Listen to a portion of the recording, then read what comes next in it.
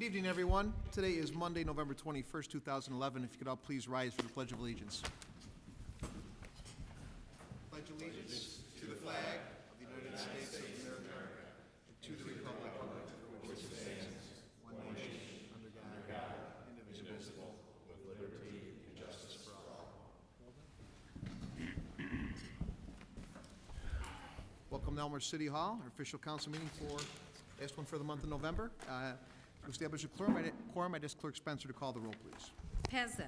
Here. Gutenkopf. Here. Leader. Here. Dunn. Here. Graham. Here. Polemski. Here. York. Here. Hipskin. Here. Healy. Here. Levin. Here. Kennedy. Here. Morley. Here. Wagner. Here. Mulliner. Here. 14 present, 0 absent. 14 present, 0 absent. We have an official quorum. Our first item is a recognition, and this recognition is going to an individual who I think has done a tremendous amount of work in our community. His name is Willis Johnson. His wife Shirley is here as well. I would say Shirley is his right-hand person and partner and entrepreneur extraordinaire. They own the York Theater. They took a $1.50 show, as I remember it as a kid, and totally renovated and established a historically significant theater and actually recently opened their 10th screen. They own theaters throughout the whole DuPage and Cook County area. They do a tremendous amount of good for our community. And this is a special recognition of a landmark award that they are receiving. So I have the award down at the podium. Willis and Shirley, if you'd kindly meet me down there, I'd like to recognize you with this award. Thank you.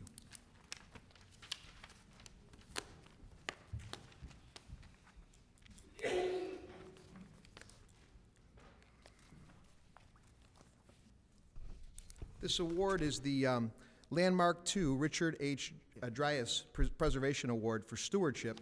And again, in my opinion, there's no one that has given more stewardship and more preservation to a pillar. I think really that spurred redevelopment in our downtown than this couple right here, the Johnson family. So Willis and Shirley, you are very, very deserving of this award. This was actually, I believe, by the state of Illinois, correct? So very, very significant, two significant people that make a difference, and we honor them today. God bless.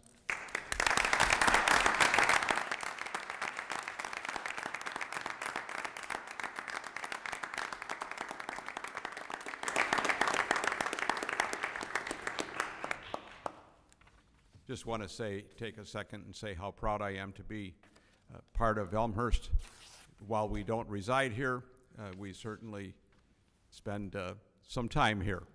And the York Theater, which was our linchpin in connection with Elmhurst, was certainly a significant part of this award, even though it was a number of communities. But it did make, the York made the front page of Preservation News for this month. So again, we're really, and we got it in Elmhurst.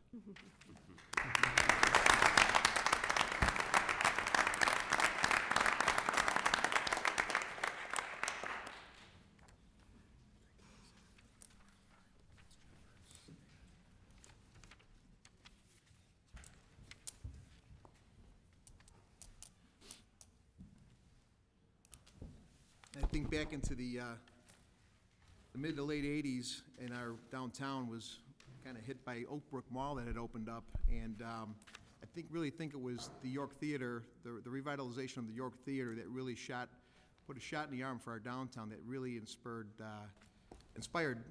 the redevelopment for our downtown. Now we've got over 40 restaurants, professional services that are just our downtown is just really, really vibrant, and I think we have one of the lowest vacancy rates in downtowns throughout the whole Chicagoland area. I think it's less than 4%. So considering the times that we've faced, I think this gentleman here really, really helped inspire downtown Elmhurst. All right, I will go on to item 4, receipt of written communications and petitions from the public. Is there anyone at this time that has any written communications and or petitions? If you have any, please rise and present those to Clerk Spencer at this time. Hearing none, I will go on to public forum. And today is, Clerk Spencer, anybody sign up for public forum today? Yes, Mr. Mayor, we have two people. I'll start with Claude Pagash, 566 West Gladys. And naturally, we have a 3-minute rule where we allow the residents to state their name and address and have up to 3 minutes to speak on any issue regarding Elmhurst.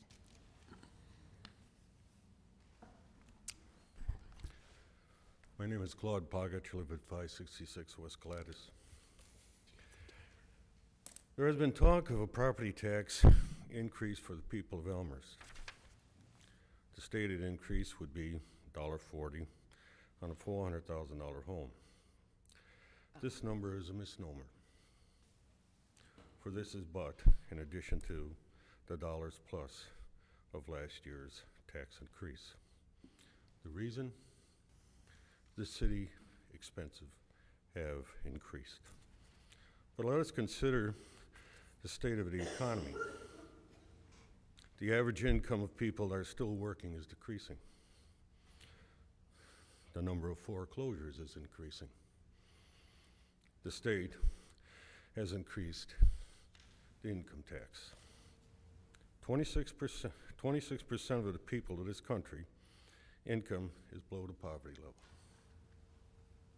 The city was informed by students of York High School that $250,000 in donations would be necessary to help students at York. The $1.40 only will be added to by the school system, the library, Park District, and DuPage County. We have often heard members of the council state that if we look at our property tax, Elmhurst receives such a little piece. What they fail to state is what that little piece amounts to. In 2010, it was $6.1 million. With the increase last year, it was $10.8 million. The small amounts the city has add up to large amounts over time, whether it's sales taxes, fees, whatever. The city is not alone in increasing its cost, the cost of the people, not only the government, but of the daily needs of their families is increasing annually.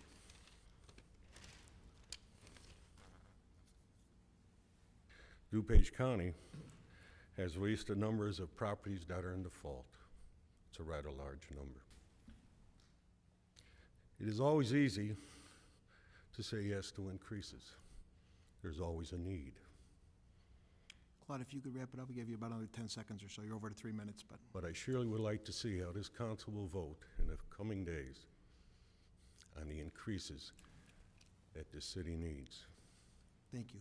Thank you. Ann Froelich, 625 Mitchell. Good evening. I'm Ann Froelich, 625 Mitchell. I'm here because I just learned a couple of hours ago that the stop sign at Mitchell and McKinley is back up. I'm not even exactly sure what is up tonight. But I wanted to say thank you to those of you who supported us 2 weeks ago when you gave us the stop sign at McKinley and Mitchell that we so desperately need in our neighborhood. And I want to say that the entire neighborhood thanks you. There are dozens of families who are appreciative of what you did 2 weeks ago, and I hope that that is not in jeopardy tonight. To the extent I see it's the ordinance, I presume it has something to do with the issue of liability, which was the kind of the open issue when we left last 2 weeks ago. And I think that Mr. Storino stated it best 2 weeks ago when he said that you know, are we exposing the city to more liability because the stop sign is going to go in? I think the record has been made. There's an issue. We've had problems in our neighborhood, and I think there could be an increase in liability if the stop sign goes in. Could be an increase in liability if the stop sign doesn't go in. So I hope that you will all continue to support our neighborhood. We appreciate everything that you do, the time you put in here, the time you spent 2 weeks ago going through this. Thank you. Thank you, Ann. That concludes public forum. All right, I will officially close the public forum and move on to our consent agenda. At this time, is there anyone that has a question or may want to vote? Announcements. Oh, excuse me, announcements, I apologize. Any announcements? We moved the announcements up in the agenda today. Announcements, Alderman Pezza. Thank you, Mayor. Just quick, I have to pipe in. It's probably a little bit of an announcement. I actually was present at the wonderful event where the Johnsons received their award. I'm an active member of Landmarks Illinois, so I was at the ceremony, and I have to say, I was not only proud to be sitting there, but it was really an honor to witness such a worthy recipient. And I was just so proud to know that, wow, that's the town I live in, and look what they got, and look what they have done for our community. So it was really, really wonderful to be present and see such a well-deserved award bestowed upon the Johnson family. And I just want to say congratulations and thank you from me, who is a pretty staunch preservationist, for all you have done for our town, not only just because it's in the first ward, but for the community as a whole, and for investing your time, your finances, and your trust in Elmhurst. And I agree that you really spurred the revitalization of this community, of our downtown, and I just want to say thank you. I was very proud to be there to watch you receive that. Very good. Any other announcements? Alderman Wagner. Thank you, Mr. Mayor. I just want to follow back up Alderman Pez's comments there. I do want to thank the Johnsons for all they do in the city of Elmhurst. But also my daughters want to just say thank you for having the best popcorn out of any theater, and they've been to quite a few, so thank you very much. The second thing, I just want to remind everybody that on December 3rd, it's a Saturday, the Chicago Blackhawks organization has chosen the city of Elmhurst to kind of do a road watch party, which is a new endeavor that they're going through. They have them in some of the local taverns around the city, but they've done it once before last year, and this year they've selected the city of Elmhurst. And the city of Elmhurst has a lot of nostalgia around the Chicago Blackhawk organization, and so we thought the YMCA would be a good place to do it. So December 3rd, there's just going to be a road watch party. Jim Cornelison will be doing the national anthem. Gino Honda, who's the MC at the games, will be doing the MCing at the Y.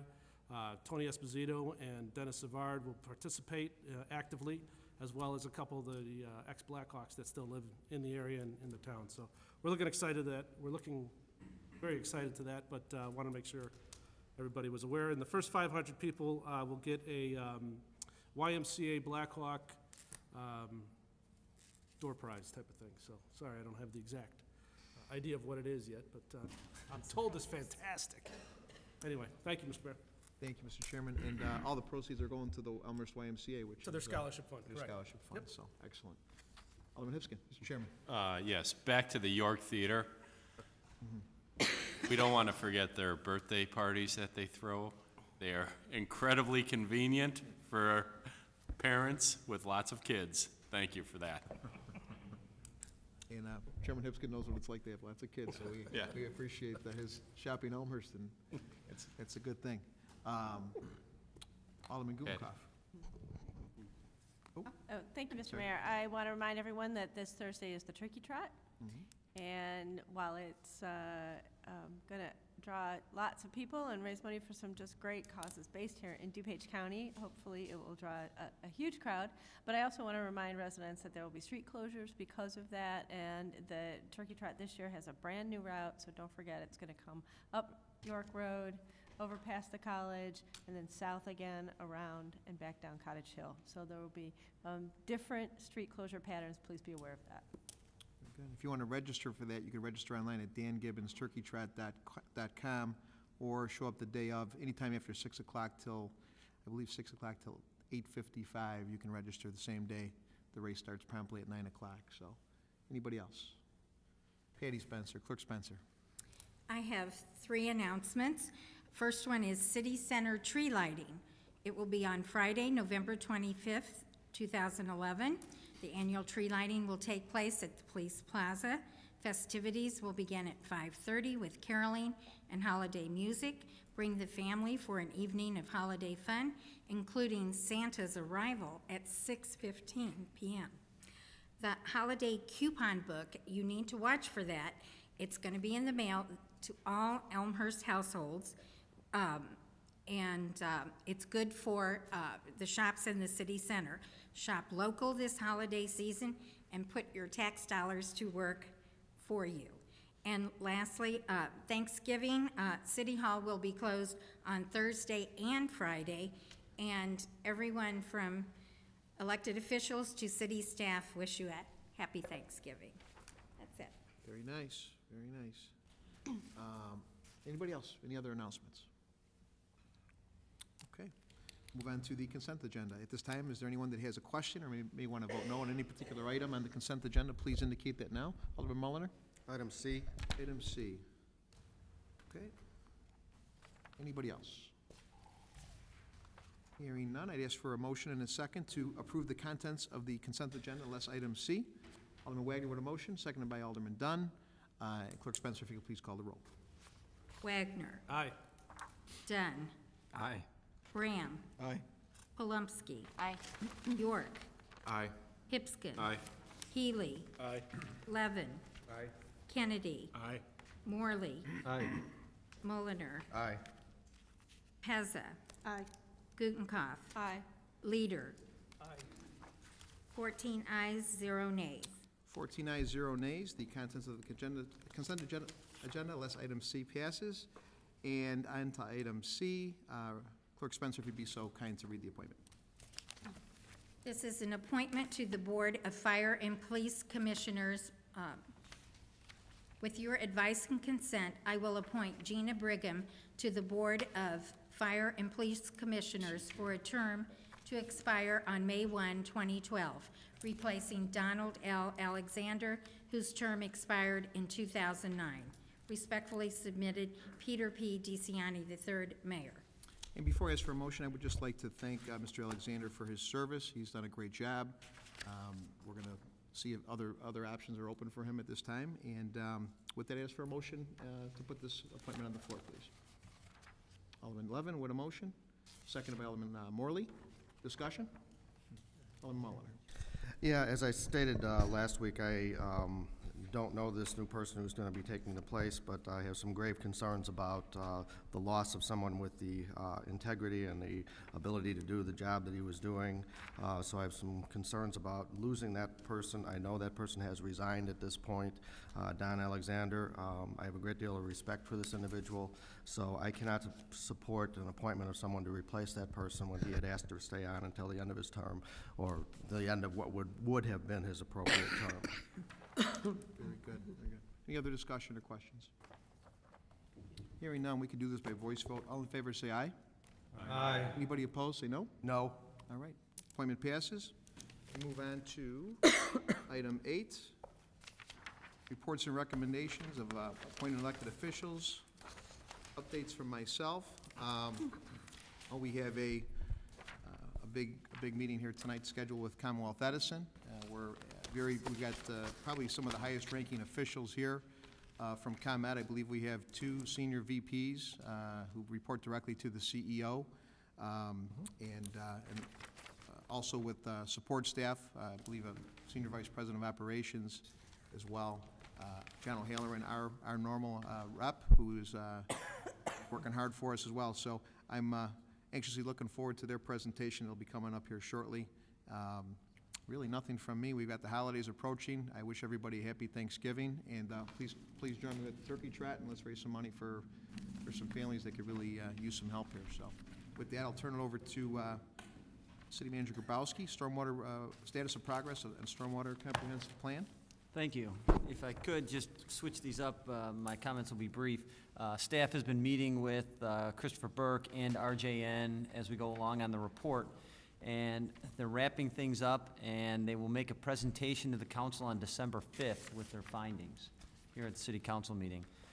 What we'd like to see happen then is we're inviting all the stormwater committee members, and we're going to give them all copies of the findings and ask their subcommittees to then meet, most likely on a different day, because we anticipate that Mr. Burke and the RJN report will be, the presentation may be lengthy that evening, to schedule a meeting to review the findings and then come up with questions and comments for us to get back to the consultants so we can get those answered.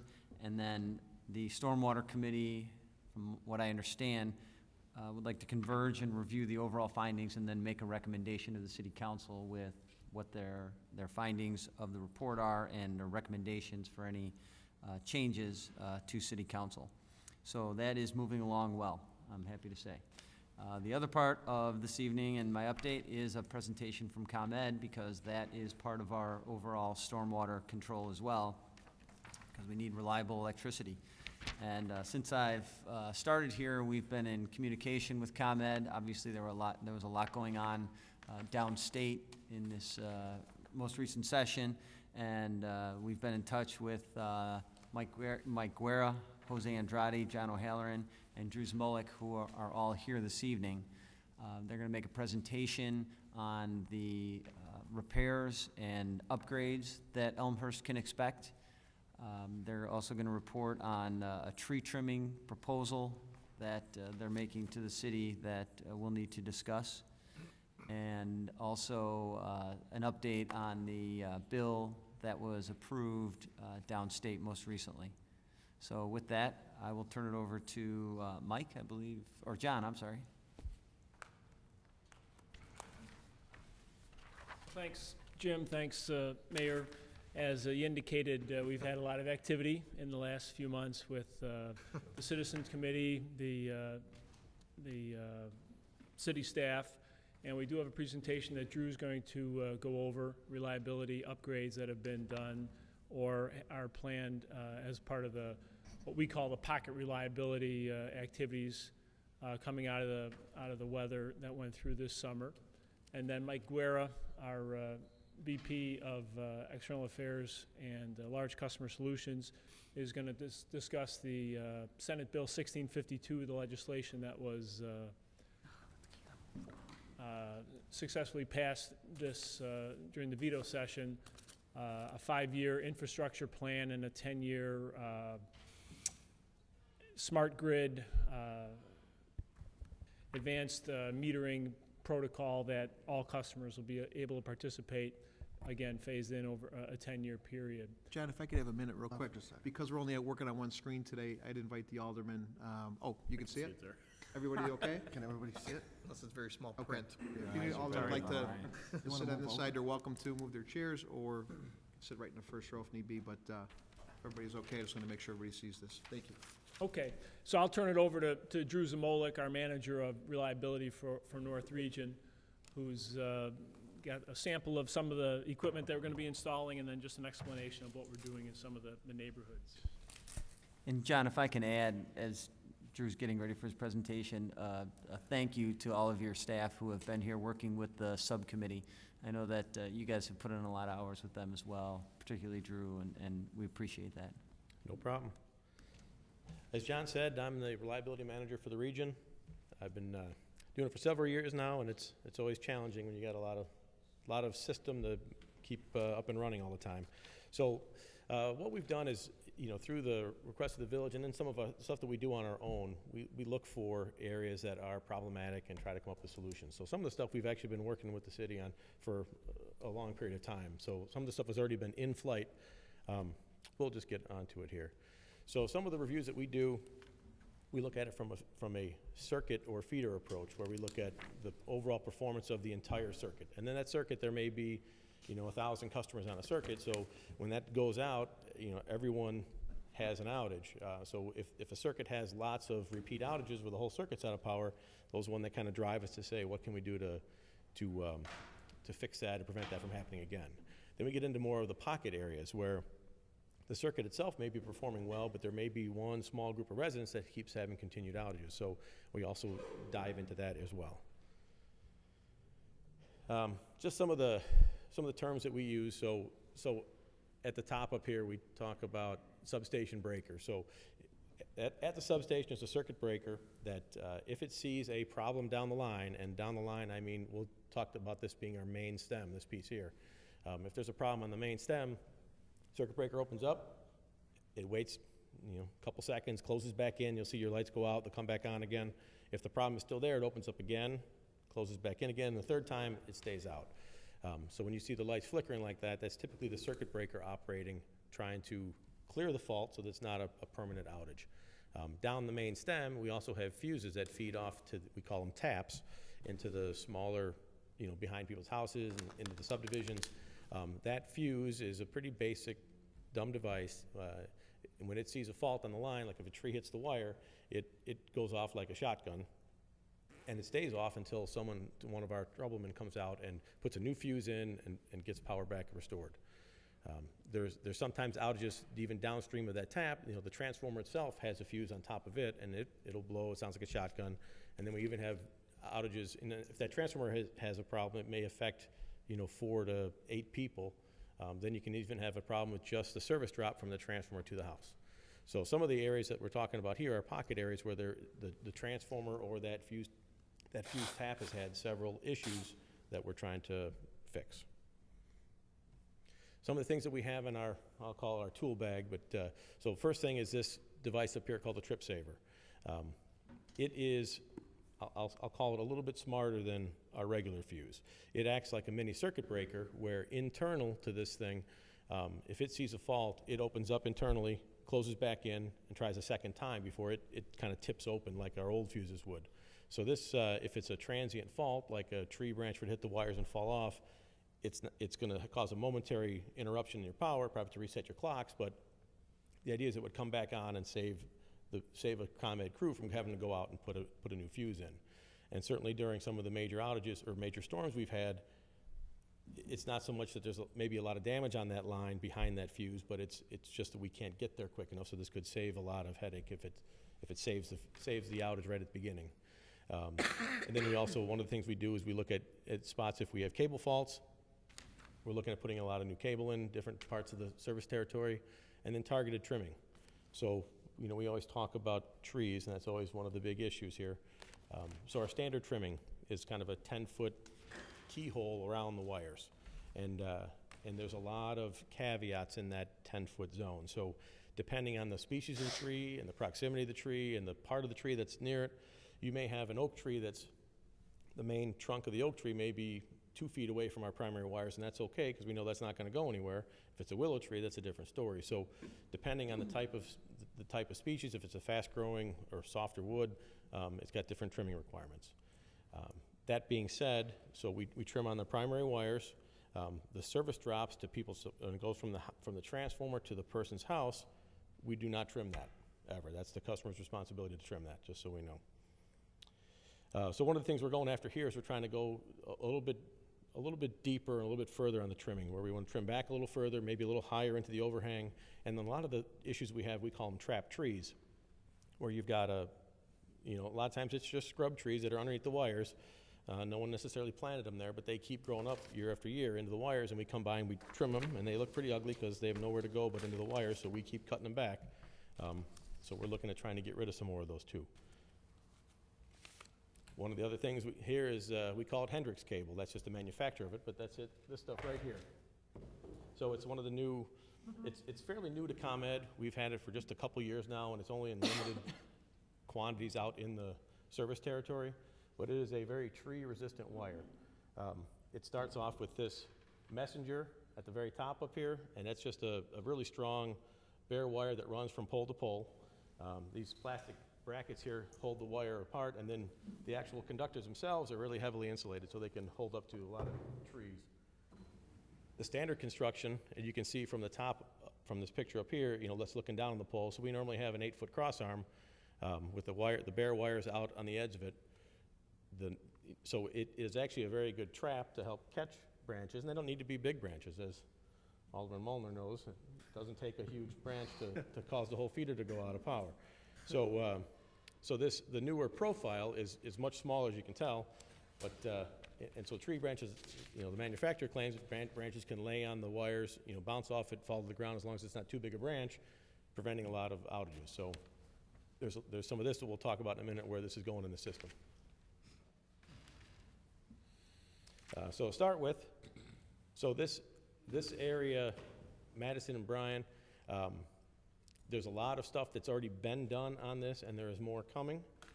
So this, and it's going to be hard to see all the stuff here, but so this Hendrix cable, this circuit originates down in Oak Brook, and it goes around York Woods.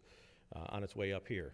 The cable, or we put some of this Hendrix in about a year and a half ago on the south side of York Woods, and right now, as we speak, we're putting a little bit more on the west side as it gets closer to Roosevelt. So that's happening as we speak. You can actually see our crews out there putting it all in. As it gets across Roosevelt, it's fairly clear and open as it makes its way up to Butterfield. But north of Butterfield, all the way up to Madison, where the blue is there, that is going to be Hendrix. And then, so pretty much where we've got it targeted where the main stem runs, rear lot line, so behind the houses. So there's gonna be Hendrix here, another piece right there, and another one right there. So there's gonna be 3 spots right in that neighborhood that's gonna have the Hendrix in the rear lots. We talked about the trip savers. So these little orange arrows, it's hard to tell, but those are already trip savers that are installed in the field. And then the purple circle, which is hard to see here too, but that is part of our, we'll call it smart grid system. It's part of our distribution automation.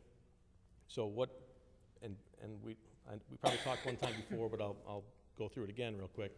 So basically, with the distribution automation, we have a device that we put out on the main line, probably halfway between the circuit breaker and the end of the line, so we'll call it mid-circuit, and it acts like a mini circuit breaker. So if it sees a problem downstream of where it's at, it opens up. The circuit breaker never sees the problem. So the people in the front half of the circuit, back down towards Oak Brook, never see an issue that happens back over here. What the complement to that is we put one at the very back end right here, and that's called our tie recloser. So now, if something happens to the front end, so let's say down at York Woods there's a big power outage, this tie recloser is going to close in and pick up power from another circuit right next door to it. So then it won't be fed from Oak Brook anymore, or it'll still be fed from Oak Brook, but from a different path. It'll be coming up this way. So this whole community right here will have the benefit of an alternate source in the event of a power outage at the front end of the circuit. So that has already been installed. It was actually, we missed it by just a little bit, but it was in the process of being installed before all the storms, and it just got installed in August when it was finally up and running. So unfortunately, the storms hit before we could get it all in place. But so that's some of the work that's going on in this area already. Right next door to that is another circuit, which is, let me back up here. So this tie recloser that I mentioned right here is this same one right here. So this circuit is just to the west of this one. It has the full loop scheme also. So it's got a mid-circuit here and a tie recloser here. So the 2 circuits in conjunction actually help feed each other and prevent permanent outages in that area. On this one as well, it shows the little arrows there, show some of the trip savers that we've already installed. And then actually on both of these, the full cycle tree trimming was just completed in April and March of earlier this year. Hampshire and Schiller, so this is one where the blue line is here. This is, it all runs rear lot. It's got pretty beat up by trees over time, and we're gonna be putting Hendrix cable in that. That's plan is March of next year. And then along with that, there's some reconductoring. The open wires that are there, there's not so many trees there now, but they got pretty beat up over time, so we're going to be reconductoring those as well. North End and Kenilworth. So this runs along our transmission right away up here, but we got a trip saver that's coming in December. I'm sorry, let's see, that is, this one was just installed in October. Transformer here was rebuilt, and some additional fuses were installed. And so the additional fuses, the whole idea of the fuse is to minimize the extent of the outage. So if we had no fuses on the system, then anybody who was doing something in their backyard, from the smallest service issue, it would take out the entire circuit. So we try to minimize and keep the outage close to where it happens. So that's what the fuses do. So we put some additional fuses so that if something happens right in this little spot there, it doesn't take out the whole run, and there's another fuse up here that prevents it from taking out the whole circuit. So we put fuses in all over the place.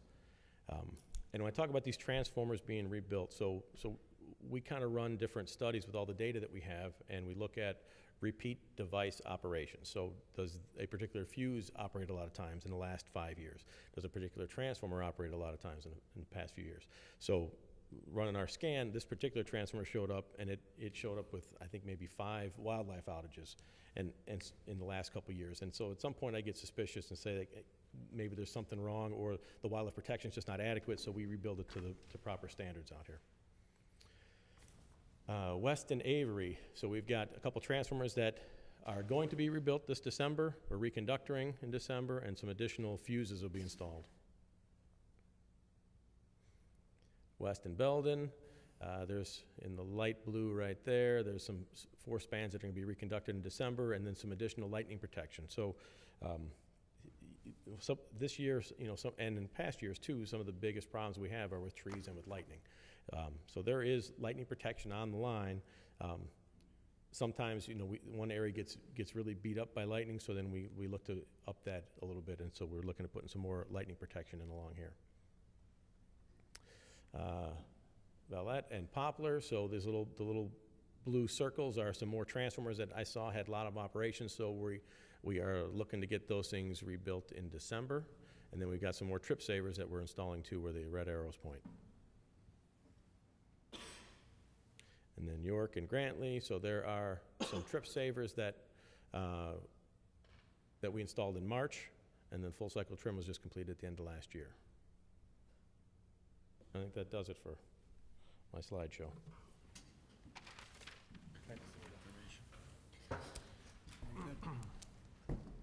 Questions, discussion? Chairman Wagner. Thank you, Mr. Mayor. Drew, can you quantify the amount of trip savers that have been installed and the amount of trip savers that will be installed in the next 12 months? No, I don't have that off the top of my head. I know that trip savers, kind of like the Hendrix wire, are fairly new out of our tool bag. But I will tell you that by May of next year, that circuit down off of Madison and Bryan will have the most Hendrix of any circuit in the ComEd service territory. So, typically we use it for a few spot locations that are problematic with trees, but there's enough of it on that circuit that it's going to get a lot of it. Okay, I appreciate your help. Okay. Thanks. Alderman Pezza. Thank you, Mayor.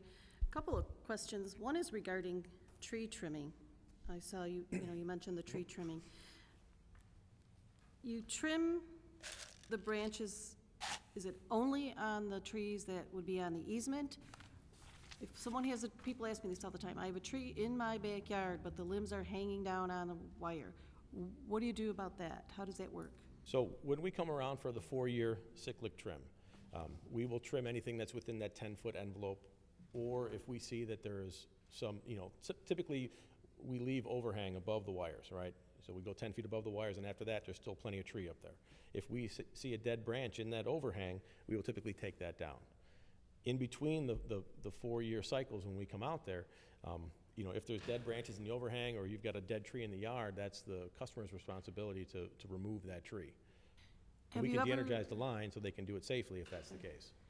I guess perhaps, do you find that is part of the issue, that people have trees on their property, it's very expensive to trim, to take down, to dispose of, therefore they don't do it, therefore it causes an outage. Have you ever thought of perhaps coming up with a program to address that piece of it? So maybe something where ComEd would offer once or twice a year to do a free pickup of branches like that. I don't know, I'm just thinking off the top of my head. Because that seems to me like that could be a big piece of why there's outages. Right, I don't really have an answer to that one. I know that that Mike may have some more discussion about tree trimming coming up right behind me. So. Okay, thanks. Alderman Brown. Thank you, Mr. Mayor. Just a couple things. You mentioned a lot of new technology, or at least new technology to ComEd. Trip savers, Hendrix cable, I think they're called tie reclosures. I was trying to take note here, as well as the old-fashioned fuses, et cetera. Are any of those new technologies per se considered relevant to the smart grid? So is a tie reclosure going to be implemented throughout the ComEd network as part of the smart grid program, or is that totally separate infrastructure altogether? Well, it's basically the reclosures that we've been putting in are kind of the starting pages of the smart grid program. So smart grid will ultimately look like that. There'll just be a lot more of it, and the communication process between the devices is going to be changed over time, but it is the initial stages of a smart grid. So that would be applicable to the reclosure, the Hendrix cable, and the trip savers? Or just the reclosure? Pretty much just the reclosures are when you get into distribution automation, because the trip saver is really just a little bit smarter of a fuse, not really significant automation with that. I think typically when we talk automation, it's communication where the devices actually talk to each other and figure out what to do next. The last question being about the trip savers, then what criteria does ComEd use to decide you know, where the trip savers should go within Elmhurst or anywhere for that matter, as well as the Hendrix cable. Okay, good question. So the first part, the trip savers, there's a couple caveats to trip saver installation. So one, they cannot be installed in the rear lot line. So it's this thing, you know, it weighs about 20 pounds or 25 pounds. And so typically when our troublemen go in the backyards, they have a long fiberglass extension stick. They can put this little fuse that weighs less than a pound. They can put it up in there and close it back in.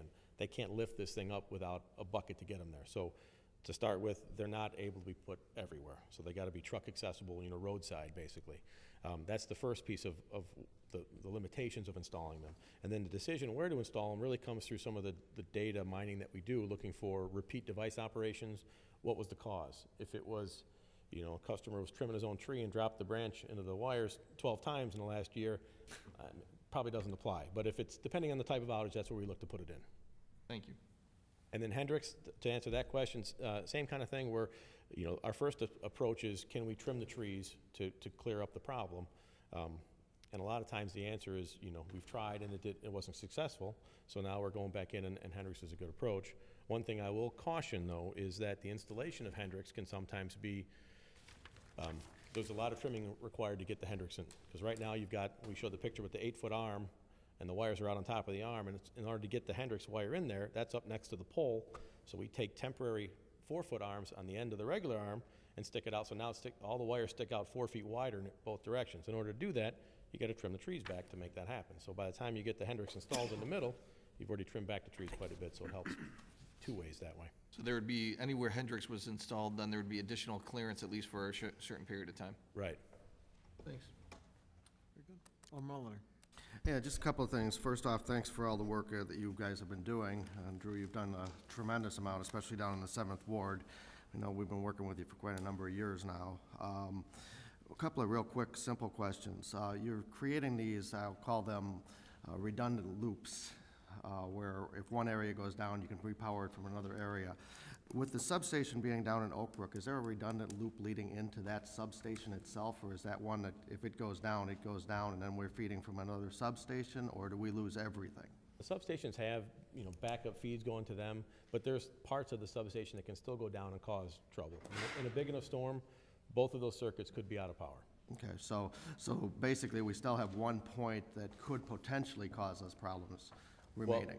Well, right, and so even if it were coming from a different substation, if those pieces that I showed, if they both had main stem issues, they're both going to be out, and there's not going to be a backup. So. Right. Okay. The other question I have for you is a really simple one. As you do these cutovers, and I know you've been doing a lot of them down in the 7th Ward, typically when are they done, and how do you notify the customers that they're occurring, or how are they done, and what's the time frame that it usually takes? Because I know that there's been a couple of Sundays where, like in the mornings, there's been like a 10-minute quick outage, and everybody's kind of going, well, what happened with that outage? So I will say that if it is planned work, which typically Sundays wouldn't be the plan. Okay. So if it's planned work, there will be a notification that goes out.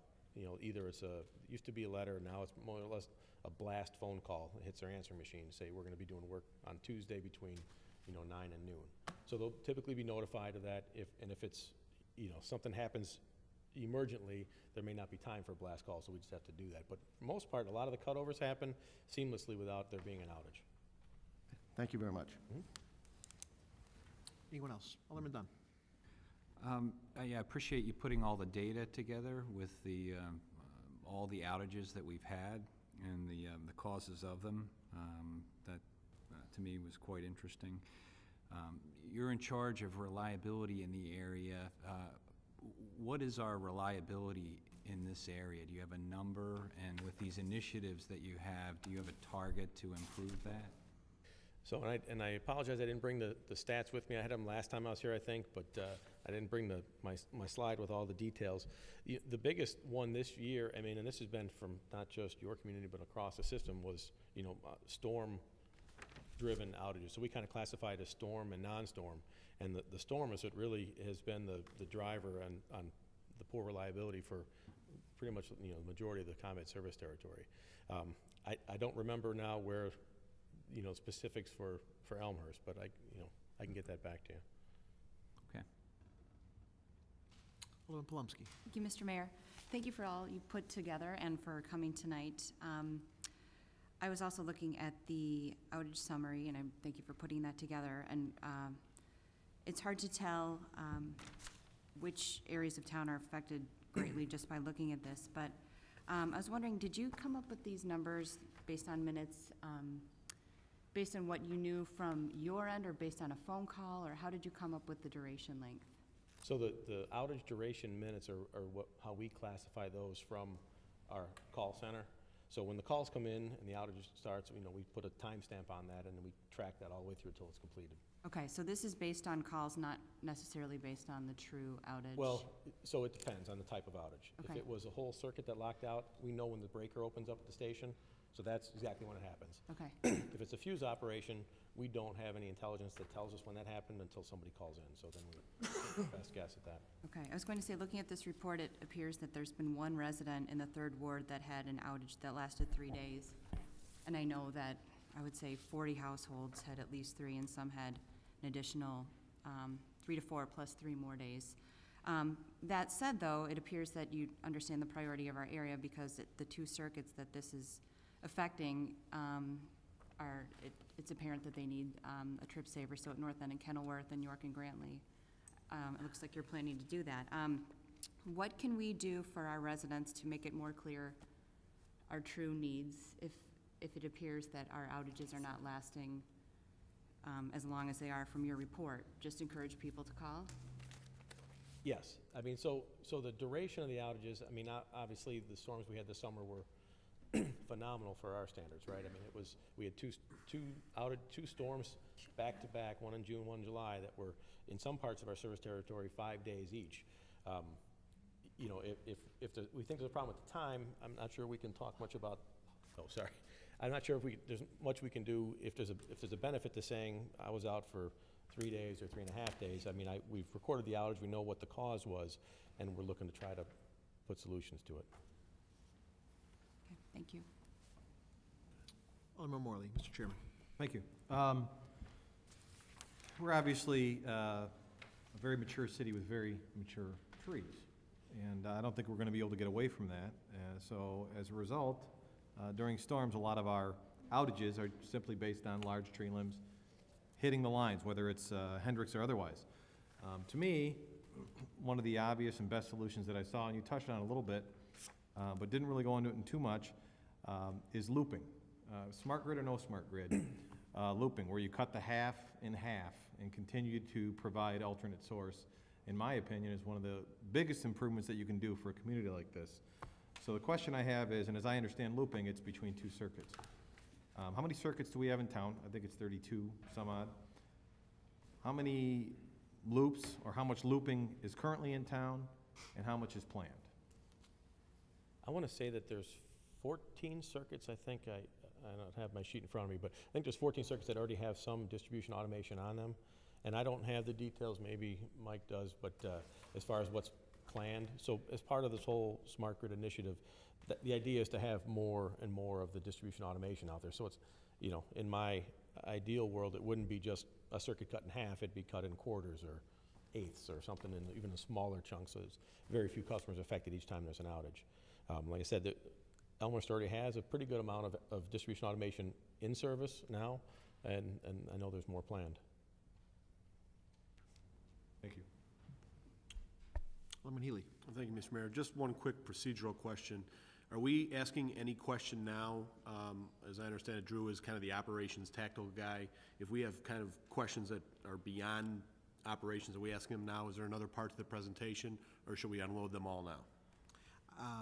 I think there's a second half to this. So there's going to be another half to this, and that's probably going to be covering tree trimming. I know President Michael Guerra is here probably to speak on that issue alone and what their comments offer is to us on that particular area. And then just one quick question then for Drew. Everything you outlined here, or everything you showed us, everything that's been done to this point, am I to assume, are we to assume that that is not related, or any of the things that ComEd has done to this point have not been related specifically to the ComEd bill, the 1652 or trailer bill 1690, whatever it was? Correct. So anything that we get because of that passing bill is above and beyond what we've seen already. Correct. That was already stuff that was in flight. That was in prior to works that. already. Okay, thank you. Very good. Alderman President. Thank you, Mayor. Quick question. The last report that I saw and read kind of gave an overview of what you're doing where in Elmhurst and when. It was a layout report of that. And I did note, I represent the center of the town, and I did note that from about North Avenue to St. Charles Road, from Poplar to 83, nothing was scheduled to be done in those areas as far as upgrades. And we are not exempt. We're not as bad as some of the other areas. Obviously, that's how you're doing this, by need-based. But I'm just curious if and when we will get an update as to when the center of town will be looked at and addressed and upgraded. Okay. I can tell you that, you know, as far as the upgrade side of it, that is stuff coming from the bill. There's more, you know, I'll say maintenance that's going to be happening in Elmhurst. The stuff that I was targeting specifically were really pocket areas where there was a repeat outage problem, and I was trying to drive that, you know, to closure. Because there are some in the center of town also that are repeats, and I didn't see them on the list, so I was curious. Right, and if you want, I can get an address and I can check into that to see if I see something that's, because there may be a reasonable explanation why there was the outages, and it may be unrelated causes, so. Thank you. Mr. Chairman, Mr. Wagner? Thanks, Mr. Mayor. Drew, real quick, I think I let you off a little easy with the softball there. And when I mentioned the quantifying of the trip savers, I just asked that if you could quantify those, if you could get those to City Manager Grabowski, just so we could get it on the dais and then put it on the website, so people have an idea of how many have been put in, how many will be put in the next 12 months. That would be a huge help. Okay. And then, is there anything wrong with reestablishing a mode of communication when you are going to do a planned outage, to do it by letter? Because there's a lot of people that might miss that call, and guess what? Their power's out, and then it's sitting right there on their voicemail. You gave the call, so I think that's an effective way to get the word out. And I thought that the company, and that's not my department, but I thought that the company policy was to, you know, with enough advance or enough planning ahead, the first shot would be a letter, and if it was, you know, a tighter time frame, we'd do the blast call. To your defense, Mike was nodding his head, so that might be something he can touch on or answer to, so I'd appreciate that, Mike. But I would say we're far from where we need to be, but we're a lot further away from where we were. And I appreciate all your assistance, and particularly in some of the sub-meetings that we've had, not only with the task force, but a lot of the ward meetings. You've taken up some of your personal time to do that. So we've come a long way. I think Alderman Mulliner would concur, so I appreciate all the help. No problem. Good. Anyone else? Okay. Thank you, Drew. And then we've got Michael Wera, Vice President. Vice President, External Affairs. Yes. Excuse me, I have a little bit of a cold, so. I just want to say a few things before I talk about Senate Bill 1652 and the trailer bill. I spent a lot of time here over the last few months.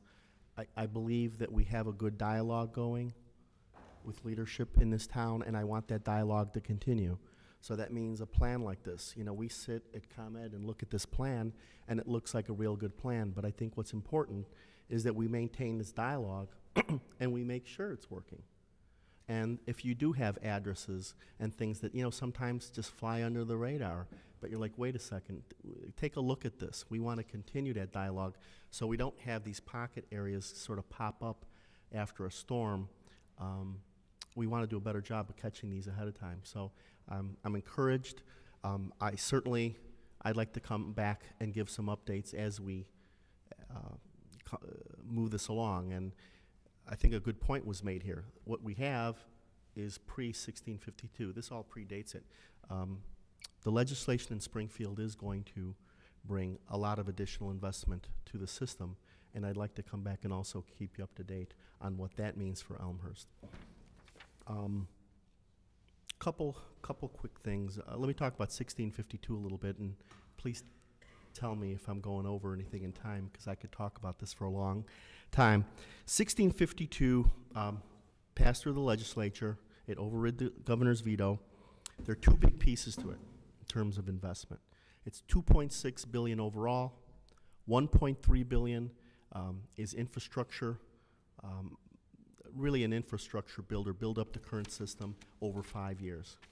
So that's 1.3 billion over 5 years. 200 million of that is for storm hardening. That was added in the trailer bill. So there's going to be a lot of work done across the system. I'd like to stay in touch, and as those plans are developed, to keep you up to date on what that is. I think it's important that we convey what is being done where. So things like whether we can help you with messages that you can include in a newsletter or whatever, so residents know where the work's being done. Anything we can do to help communicate that, we're here. But at 1.3 billion is 200 million storm hardening, underground cable. We're basically going to take a look at all the underground cable across the system. Probably the number one cause of outages non-storm on our system is underground cable. Most of it put in there post-war, about 40 years old, near end of life. A lot of it at the same time is coming near end of life. Looking at a lot of it will get injected. Certainly looking where the faults have occurred, lots of replacement. The underground cable is really a big piece of that project. Also poles, a really robust inspection program and replacement program for poles as part of that. The other 1.3 billion is smart grid. You've heard a lot about it. Probably, the people say the smartest thing about smart grid is the person who invented it or named it smart grid. It is really the way of the future. You're getting some glimpses of it currently with distribution automation, but it's amazing that in 2011, and this is not a ComEd issue, it's just sort of an industry issue, a tree limb can touch a couple wires up there and 1,000 people are without power. And you have to wait for a truck to come out and undo a manual or do a manual switching. The distribution automation will isolate these outages. There's communication. It really is what makes the grid self-healing.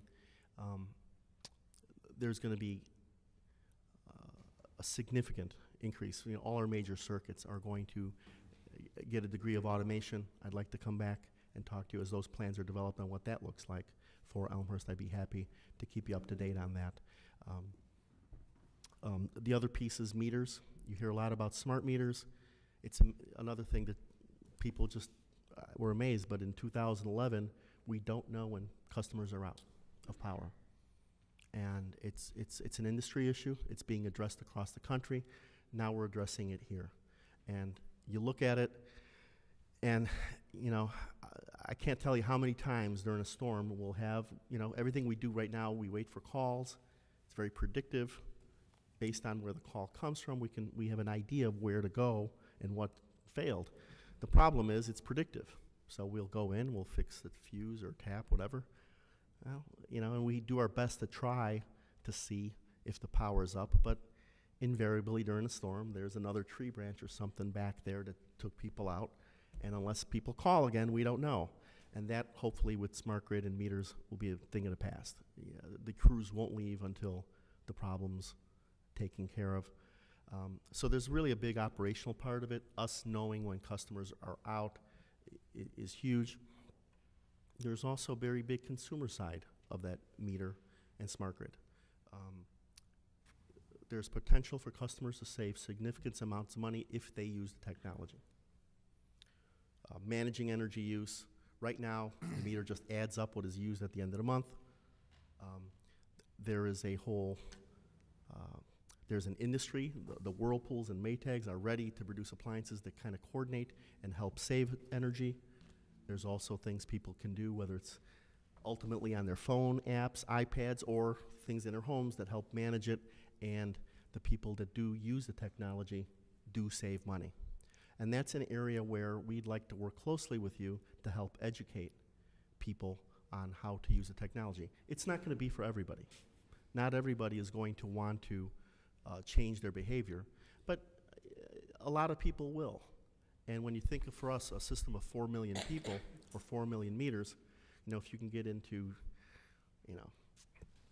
a significant percentage of people or customers to curtail use during some of the days where that peak energy comes from coal or whatever.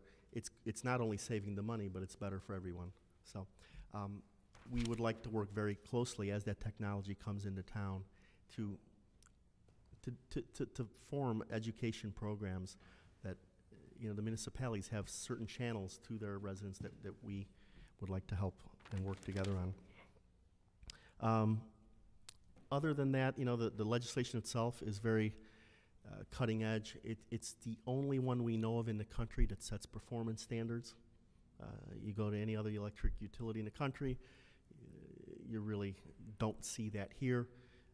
We have to improve reliability by 20%, or we are penalized. There are actually penalties that it would cut into our profitability. Also into the duration of outages, 15% over the life of the program. Couple other quick highlights. There are about 2,000 jobs at peak associated with the work. And it starts right away. I think starting in 2012, our capital spend for ComEd is about $900 million a year. It has been. It goes up about $400 million next year, and that's a lot of money and putting a lot of people to work. And that's it on that, unless you have any questions on the legislation. Certainly on the work we will be doing in here, we'd like to keep you updated so that you're aware of exactly what those plans look like for Elmhurst. Go ahead. Mulliner. Yeah, just a couple of general questions that I have that relate to the Senate bill. You made the comment about the fact that there's supposedly an improvement level that we're looking for. What's the baseline that's being used for that? What are we looking at as the baseline? Are we looking at storm-related? Are we looking at non-storm-related? And how are you determining what that baseline is? The statute's very clear on what the baseline is. It does have a certain number of days are excluded as the worst storm days. In a year like this year, we would not have met it, and we would have had penalties, even though much of the storm, as the storm is a weather-related event. But that's how it is. I can give you the exact I believe it's based on a 2000. I can give you the specifics, but it's based on a baseline with a certain number of days excluded for storm, and then after that, it doesn't matter how many days or storms, it accounts. Okay. A couple other questions. One of the things that's come up is the timeline for this. You're doing significant improvements right now pre-Senate bill in Elmhurst. Is this going to position us so that we're in a better position to get more of this funding early on, or is this going to position us so that you say, well, we don't need to put the infrastructure into Elmhurst? Where does it put us in the line of change? And I know that's something that's sensitive, but we really do need to know that. We need to be realistic on what that time frame looks like. Yeah, they're really not related. I mean, certainly the amount of infrastructure work isn't going to be related to what's already been done. It's not like a zero sum where you subtract what's been done. They are independent. As I said, I'd be happy as the plans come together to come back and give you an idea of exactly what that looks like and what the timeline is. It's important to us that we are communicating that to you because it's something we think your residents would want to know what's being done, where, and when. So, I think that's very critical for you to continue to come back to us and talk to us about Absolutely. those timelines because we have a large number of residents who want to know what those timelines are and how this is all going to roll out. My last question, at least for right now, and I'm sure others will come up as I'm thinking through this, but one of the concerns that I've heard from a number of residents is the smart meter itself. Now, I understand that from your perspective, there's some significant benefits to the smart meter, and the benefits are that you can monitor and know when the power is going out at a particular home. So you could actually narrow it down to knowing that this home has no power. Okay. On the other hand, there's some concerns because of the functionality that you've provided for it that in homeowners, they can use it to adjust the amount of energy that they're using at the home level. But there's also the flip side of that, and that's the ability of ComEd to be able to control the amount of power that's being utilized by homeowners. And there's a lot of homeowners that have expressed this concern to me that they don't want to see ComEd coming in and saying, we don't you know, we're at a peak time and we're going to shut down the power going into the homes, or we're going to reduce it because we're at that peak time. So how are you going to, through your education means, make people understand that that's not going to occur if the smart meters go into place? Yeah, those are really good questions, and this just is exactly why we have to be aggressive in education programs here. The technology, when we talk about managing energy needs, it's really the opposite, if you think about it, of telling people when they can use energy. If you think about it, by using it more efficiently, there'll be more energy, more excess capacity. So you're actually pushing down. If you look at other countries and places where they use this technology, you actually get more out of capacity. So it's really the opposite, but it's things we have to educate people on. Generally, managing the energy needs is not going to be for everybody. But the strategy is going to be use low prices throughout the year. See, sometimes people think, oh, you're telling me I got to turn off my dishwasher and use it later at night and to save a little bit. That's not the strategy. The strategy is use prices year-round, because right now it's like peanut butter, and they're pass-through for us, but the prices are just kind of peanut buttered across the year, and there's no incentive. It's like one of the few products that you can buy where you don't know what you've used and how much you use until afterwards. So educating them that, wait a second, you're saving money year-round, and then on those peak days, and one of the things that was negotiated into the bill is if you, there's a peak time rebate. If you use less energy on that peak day, you get a rebate. If you do nothing, nothing happens. These are things that we have to be aggressive to get people the right information or to understand what the facts really are, so that there is no basis whatsoever for someone to say that we would control energy usage. There's no basis for that. I think that's a really critical thing for you to come forward with and make sure that you continue with your education process to make sure that the community and the residents and everybody understand that, because that's a grave concern that I've heard. And I'm sorry, but I did have one more question. Oh, go ahead. My last question is, I also have an understanding that it's about $250 million that's been set aside for, I may have the number wrong, but for assisting seniors and veterans. Is there any game plan on how that money is going to be divvied up to assist those veterans and the seniors who need that assistance? Yeah, I believe it's $50 million. Okay. $50 million, and that's another thing I can come back and update you on. I'm not sure how that is going to be.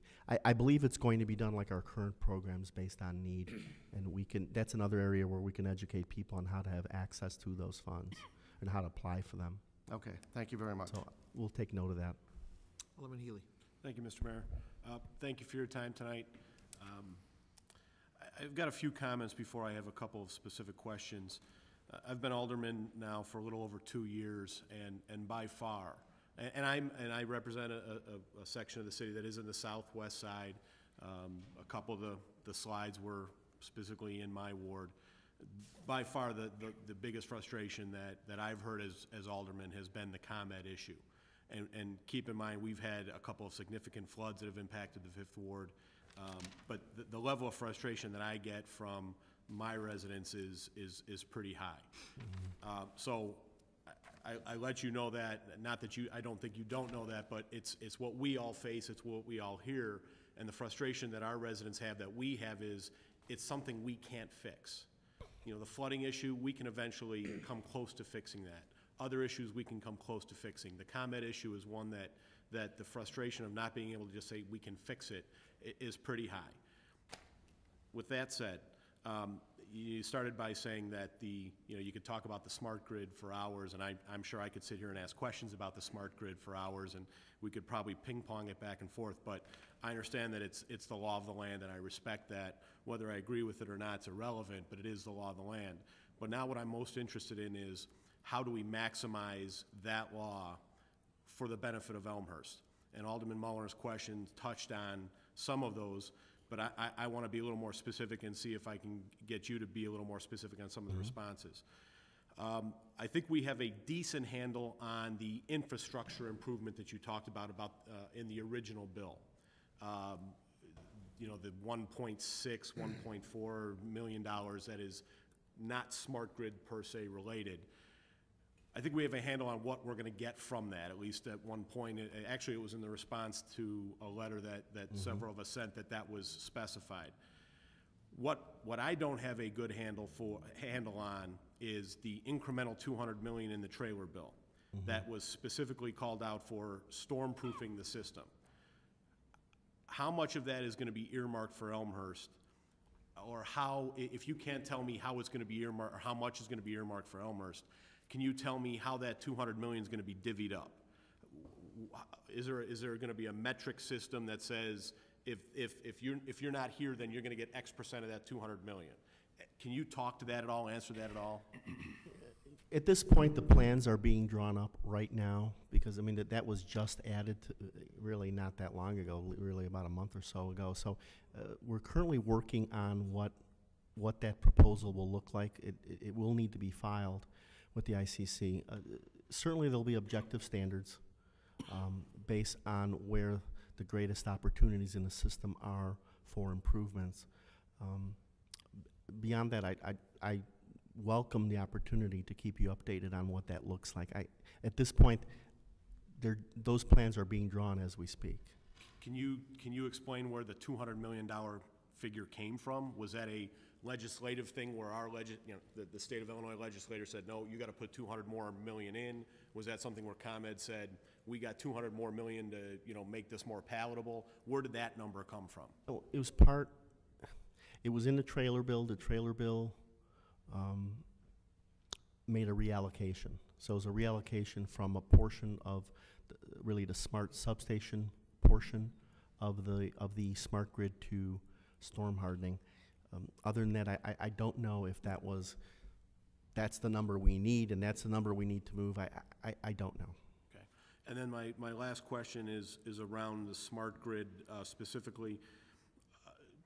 I know that we all know that it's over a period of years that you're going to roll the program out, that the improvements that are specific to the smart grid are going to start coming. I think you said an additional $400 million in 2012.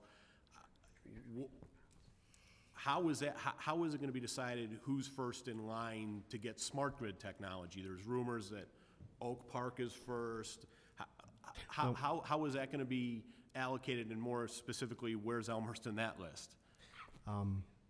That is due, I believe, to the ICC. That plan is due in April. Also something that's being worked on right now. At the company, we don't know. There is a pilot area which does include Oak Park. So they already have those meters as part of a pilot, and that's in the Maywood area. Exactly what the criteria will be for expanding that pilot and bringing smart meters across the system, I don't think anybody knows at the company right now. Certainly objective standards.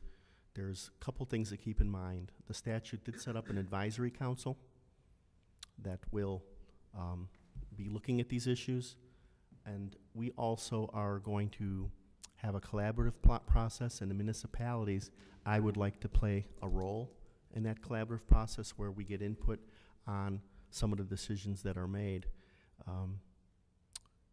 and updating the municipalities on the different progress of the work.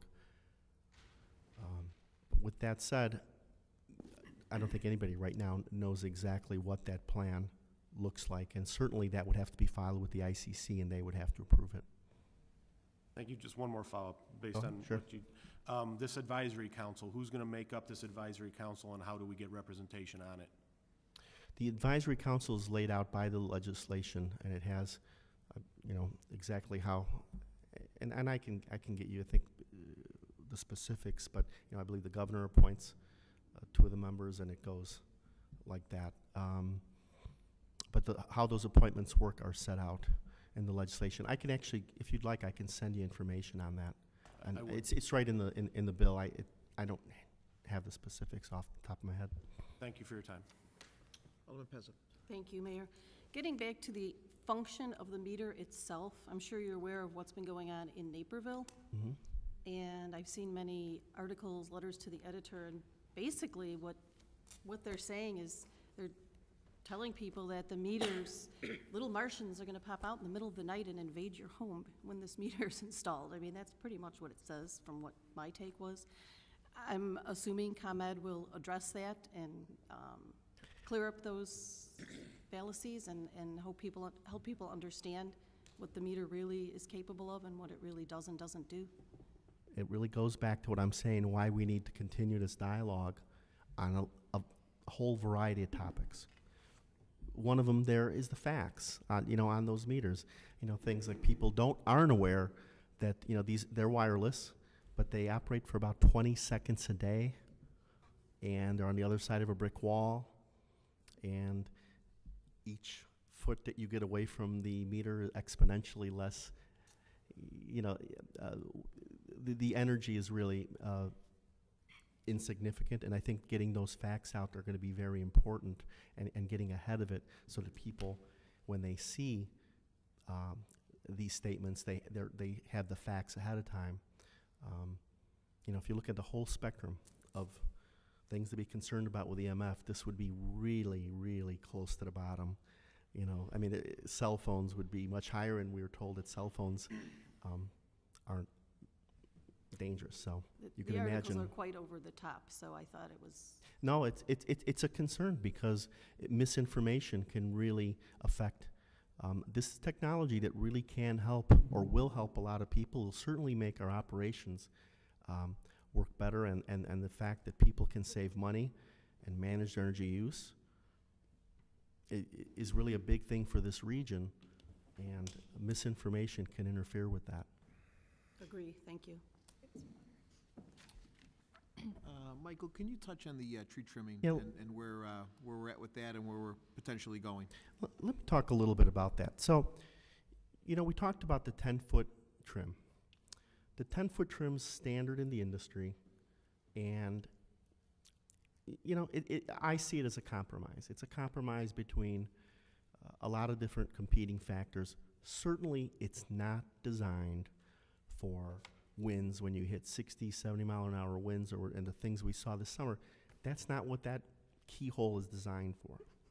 So the thought we have, and it's something we talked about and would like to work with you on, is what if we partner with the community to address some of the tree trimming, which if you follow each outage and you go down the line on this sheet, in a storm, it's tree related, and there's no secret that the communities with the established communities with more trees, they're going to have more outages. The thought is, how can we partner with you to address these issues and make a real difference? In the past, what you see is utilities just making the decisions on their side and saying, okay, well, this is what it is, I hope you like it. But the thought is to work with you and continue this dialogue, and I keep saying this, across all these different issues. But tree trimming would be there too, to say, look, our proposal is to do it on all the major circuits. You may come back and say, well, let's work on these circuits. Please take that agreement that we've proposed to you as very flexible and willing to work with you. But if you look at it, at the core of it is really trying to eliminate the overhangs, which across the system are a big issue. When you have wires, limbs overhanging wires, the thought would be to eliminate that overhang. Now, we have to do that, and the reason we would want an agreement is we'd have to work very closely on communicating that with your residents, seeing that that's really what they would like. I'd love to come back before and after, get into the neighborhoods, show the pictures. On the one hand, this type of work will make a real difference. If a storm like July 11th comes through, it's going to make a real difference in terms of reliability. But we have to make sure that residents are understanding the compromises that we're talking about, and they're understanding what that means. And we would be willing to work with you on a communications plan to really, I say we get into the neighborhoods and explain what it is so that their residents understand and see the benefits of doing this. So it's a novel approach. It's something we would like to try here. It's something we want to do more and more of. And again, if I had to sum it up, it's not a one-sided thing where we come in and say, well, we're going to trim, and here's what we're doing. I hope you like it.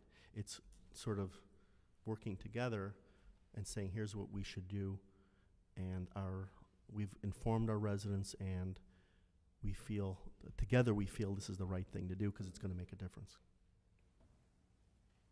Go ahead. Kennedy, Mr. Chairman. Thank you, Mr. Mayor. Quick question about that. Would you be talking about trees that are only in the easement, or are you talking about trees that might be in a resident's yard and overhanging your wires? Would it include both?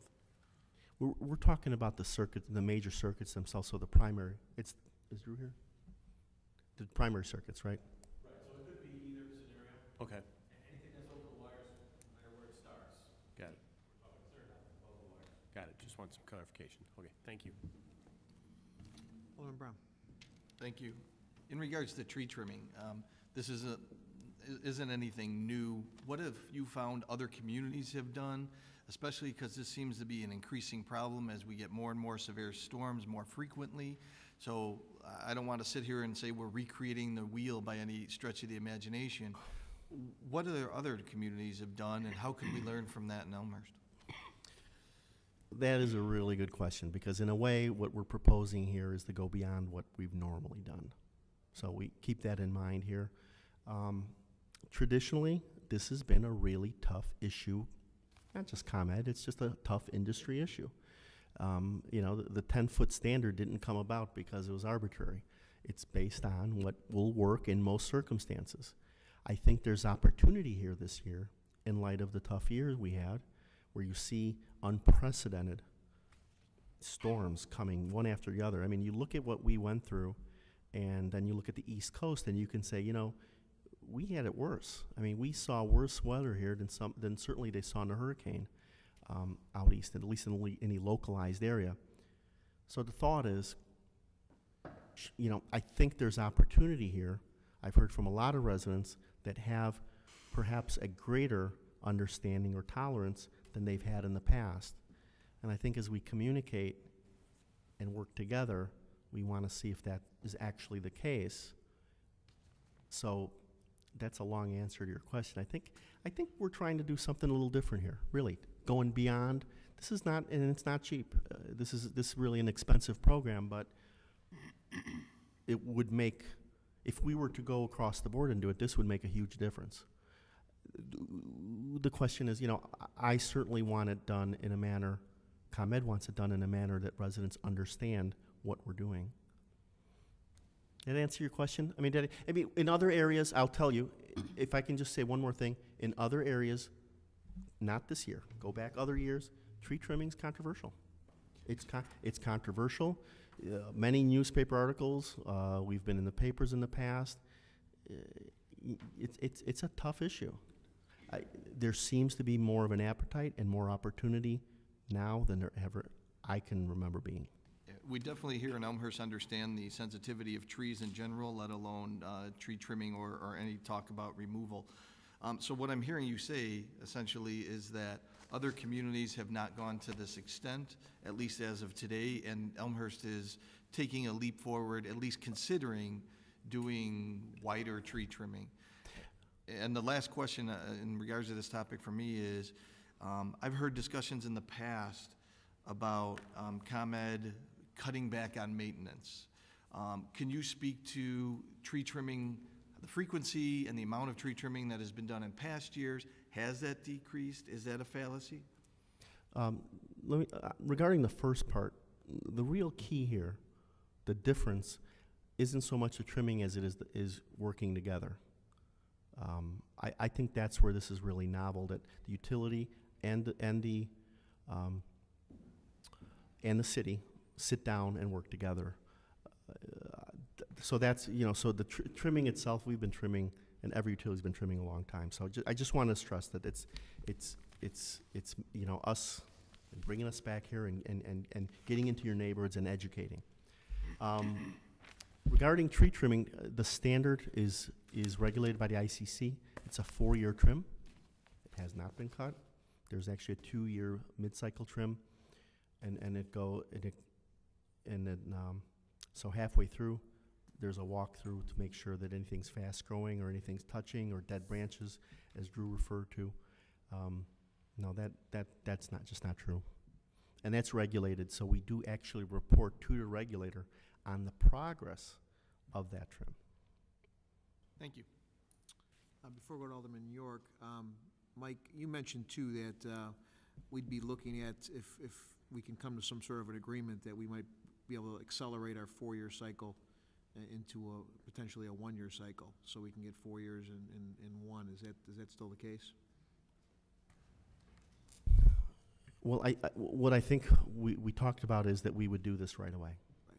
We would do this right away. We're willing to meet with you as soon as you'd like, and I come up with a communications plan, and meet in the neighborhoods so that people understand. But yeah, we do this right away. Okay. And the cost is Significant. absorbed by ComEd? Yes, significant Here to the cost. city. Okay. Alderman York. Thanks for coming out and answering the questions. I know it's tough to remember bills that are this thick and all I'm the sorry. specifics. Yeah. With regard to all the improvements that we were showing around town, the switches and the Hendrix wires and the trippers and the trappers and all that kind of stuff, do we want to, before we consider going in and deforesting Elmhurst or whatever, do we want to see what kind of effects these other things have before we take a drastic step in doing more aggressive trimming? Is there any, do you have any statistics or anything that you've tried in other areas? I mean, because that's kind of a last resort. Once you do that, the trees are gone and all the benefits of the trees. I know the downside to the trees is you don't have electricity, but do some of these other workarounds that we have, do they need to be considered before we take that step? I guess I'll address this way. There's certainly a lot of different options here. We've presented a plan. We look carefully at the data. We do have good data from the outages, and reliability engineers like Drew will look at it and say, okay, if this were in place, would it make a difference? That plan on its own will make a difference, absolutely. It will. Certainly where the Hendrix cable's going in, and so additional trimming that's already being discussed, and the automation and the fact that you're looping in with other circuits makes a difference. It's really going to a different level, and I think that's something we would like to have that dialogue with you. Is that where you want to go? Even on the tree trimming, we don't have to do all the circuits. We can say, okay, and this is a question that was posed to us, is do we take some of the circuits where there have been more issues and do those rather than across the board? Call us, we'll come talk to you, and we'll work together on that. I think we felt it would be in good faith to just lay it all out and then leave it up to the, working with you on whether we want to pull that back. Okay, thanks. I think that helps. I appreciate hearing that. I just wonder what the process would be. We have issues with, trying to get people to agree on sidewalks, and I just think that, trees are going to be a whole nother can of worms, so. Alderman Leader. Talking about tree trimming. My house was done last week. Madison was done last week, Larch, and I think other streets in the second ward. I was home, and I was there when we came in. They were professionals. They did a careful job. Perhaps a little aggressive. But I stood there and watched them, and my wife watched them, and quite frankly, my feeling was that this was a beneficial thing to my neighbors and to my ward. A few years ago, one of the branches in my backyard, we have a double lot. We have a lot of trees back there, and we're backed up to York Street. So the trees are important. We're the first to admit it. But a branch fell 3 or 4 or 5 years ago and took out the power for the whole several blocks. And I thought to myself, I don't want to have that happen again.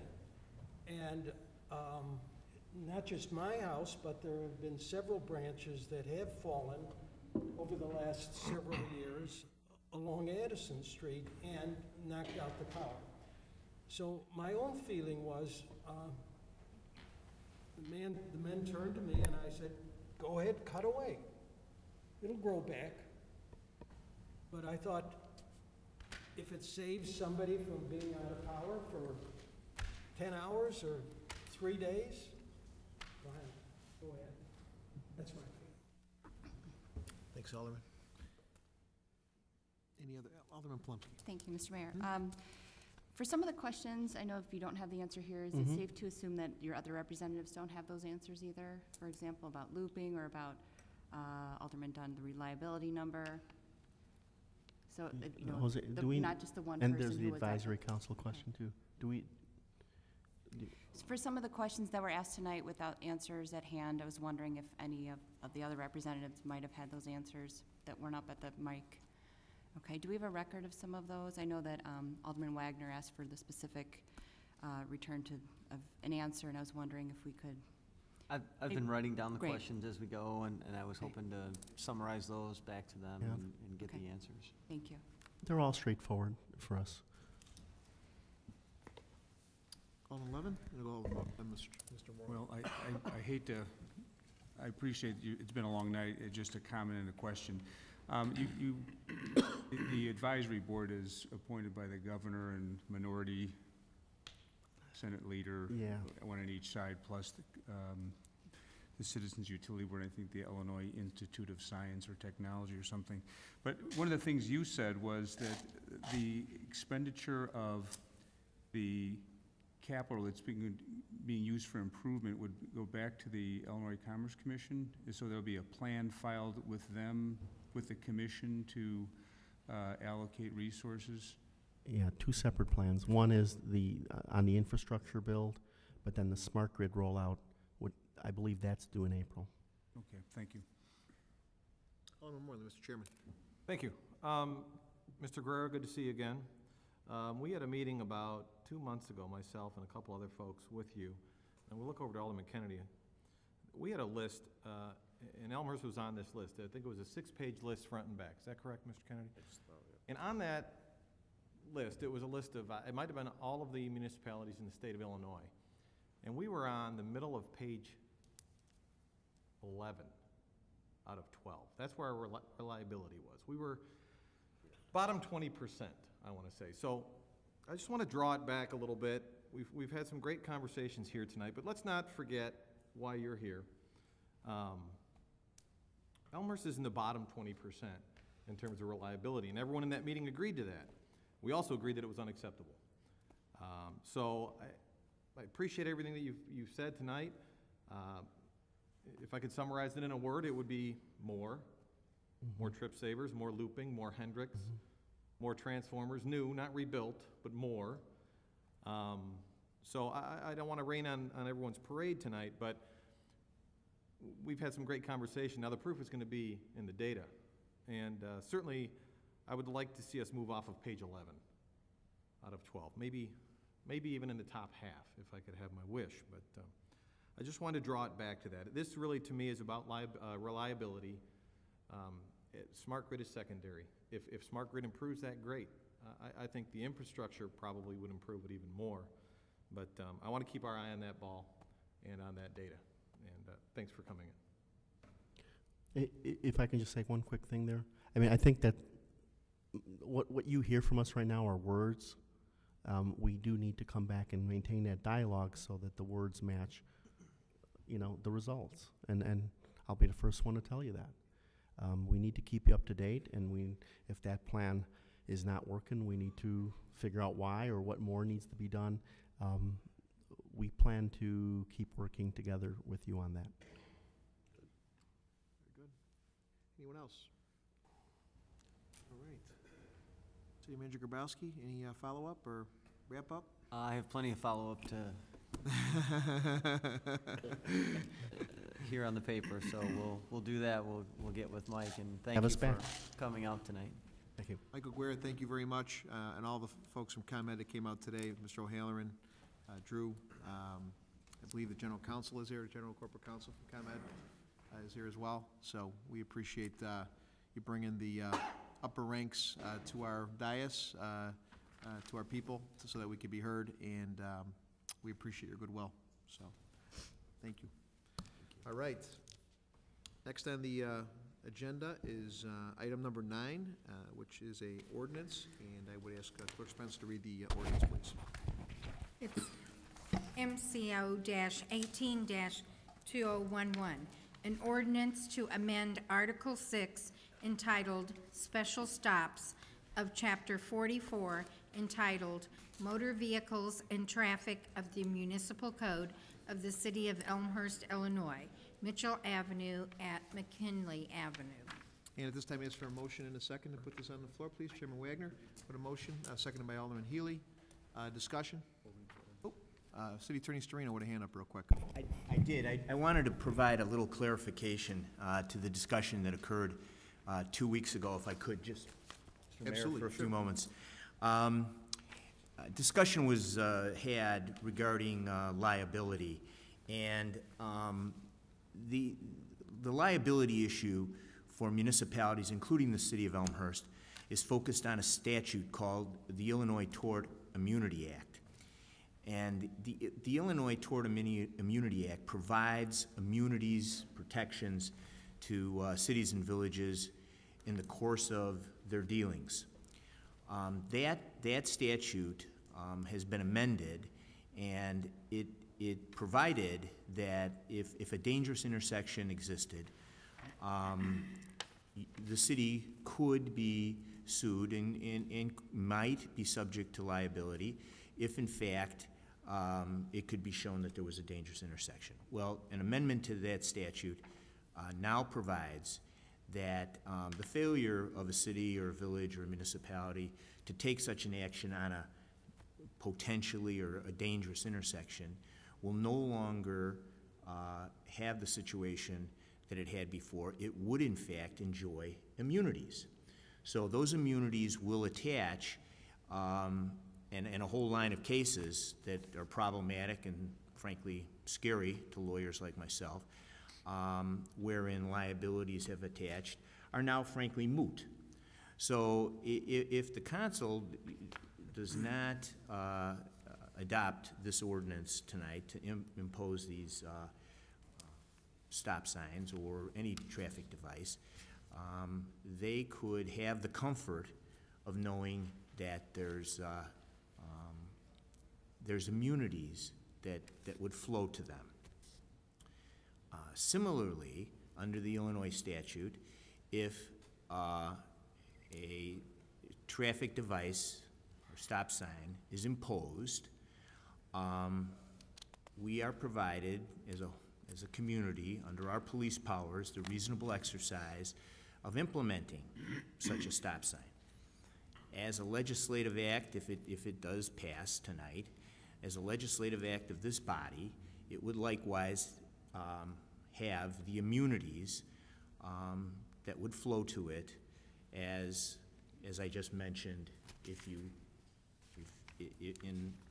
don't implement the ordinance. So I guess what I'm saying is that the potential for liability or the elimination of liability is going to be alike if you impose or you don't impose this traffic device, this stop sign. So I don't know that clears the conversation anymore, but I hope it does. It's not to say, because we regularly defend cases filed against the city, and those cases, I'm not saying necessarily traffic cases or stop signs cases, I'm not saying that, but we defend them and we implement the Illinois Tort Immunity Act. It's a very valuable tool that cities and villages enjoy, and we enjoy it, and we implement it in our defenses of the city regularly. Thanks, Mr. Mayor. Thank you, City Attorney Storino. Chairman Wagner. Thank you, Mr. Mayor. I just wanted to, thank the committee, the Public Affairs and Safety Committee. I thought we had a very spirited debate 2 weeks ago.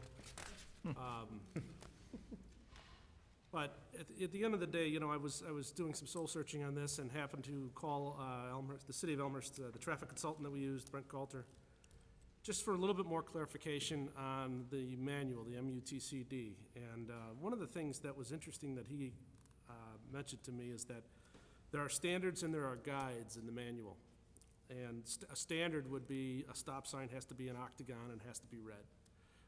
Roadwork signs have to be yellow and the like. Those are standards. Those are musts.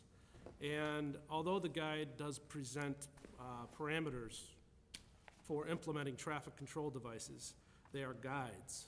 Admittedly so by Brent Coulter, they are not standards. They're only a guide. And so a city such as Elmhurst can do what it wants to with those guides. And in this case, we have, as a majority, decided that the right thing to do is to do a four-way stop at Mitchell and McKinley. So I just wanted to remind everybody of that. And I also did a little bit more research with the city itself and some of their departments, one in particular, HR, which kind of tracks some of the suits that may come and may not come against the city. And in the last 20 years, there has never been a lawsuit brought against the city for a traffic accident that was caused by a stop sign being there or a stop sign not being there. So I just thought I just wanted to make sure we reminded the dais of some of these details. So I appreciate it. Thank you, Mr. Mayor. Thank you, Chairman Wagner. Alderman Healy, follow-up? Okay, anybody else for discussion?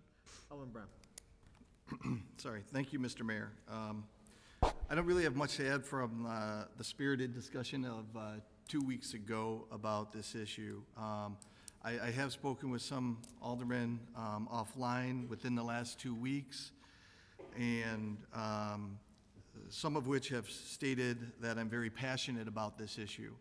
And I am, because I take safety very seriously, because I think these decisions are very serious.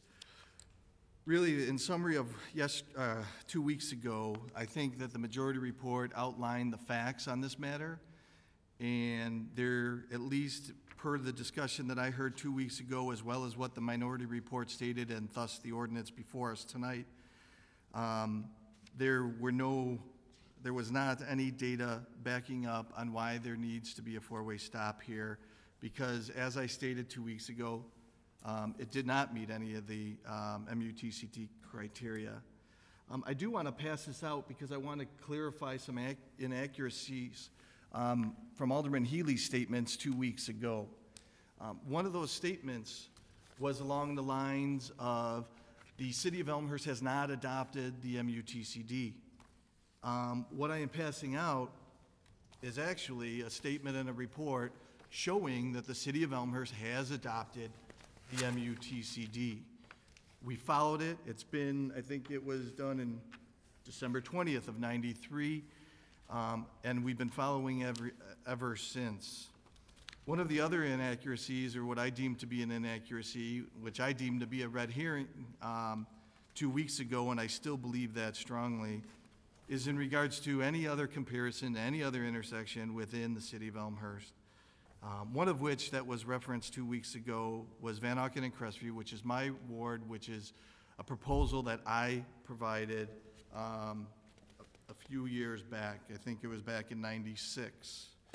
I don't deem that there's a need to pass out the actual meeting minutes of that city council meeting, but in that city council meeting, the meeting minutes, which if you are interested is dated October 16th, 2006, both reports, the minority as well as the majority report, clearly state that it meets the MUTCD criteria. Both reports. It was provided by the city staff. Now, it might not have met, as I stated 2 weeks ago, the absolute criteria, but it did meet, under engineering judgment, that criteria, and therefore, that is why we move forward. So I will state again that in this instance, before us tonight, and I hope some of these statements makes a difference tonight in regards to your decision making, this intersection meets none of the criteria in regards to the MUTCD or the other criteria, which essentially is engineering judgment. Alderman Wagner just referenced in regards to the breakdown of the MUTCD, and he is very accurate. There are standards documented in here, and I have it before me. There are guidances and there are options. I just want to quote to make sure that we're clear on what a guidance really is. Guidance, a statement of recommended but not mandatory practice in typical situations with the deviations allowed if engineering judgment or engineering study indicates the deviation to be appropriate. In this case, there were no criteria met. Standard is something, and Alderman Wagner's statements were correct, are more along the lines of what size is a stop sign, what does it look like, what is the word or words on it, what color should it be. The MUTCD, U stands for uniform. It is to make sure that across our nation, and I don't have any evidence of this, but I believe it's federally adopted, across our nation, that every municipality, every city, every area adopts traffic control devices along the same way. So I did want to clarify those two inaccuracies. The Van Auken and Crestview, even though I think it's a red herring in this discussion, did meet the criteria, as well as that the city of Elmhurst has adopted the policy of following the MUTCD. I sit here and have really contemplated this over the last 2 weeks. I just want to say one thing in wrapping up this discussion. With great power comes great responsibility. We have great responsibility here before us. This is in regards to safety, and as I said 2 weeks ago, and I said it here again tonight, I take that very seriously, and I hope everybody who sits beside me takes it very seriously as well. We should not do something because we can. We should do something if it is warranted, as the MUTCD states. So I am not in support of this ordinance because of those facts. The facts of why it shouldn't be in place are numerous. The facts of why a four-way stop should be in this intersection, in the minority report, as well as discussion 2 weeks ago, I did not observe anything to back up that claim, and it should be in place today or going forward. Thank you. Thank you, Alderman. Alderman Pezza. Thank you, Mayor. I actually have spent the past 2 weeks myself also contemplating this and doing more research and collecting more information and reading more of the MUTCD. I actually came across this Tort Immunity Act, and I questioned Mr. Serino about it. And long story short, what I ended up doing was watching the meeting again. Yes, I did. Because I wanted to be clear. I thought maybe I screwed up and I really didn't get my point across. Maybe we didn't present the facts accurately. Maybe our argument wasn't strong enough, because I feel very strongly about this. So I watched the meeting, I watched the conversation, and I still can't figure out what was missing that night, because I don't believe there was any information missing.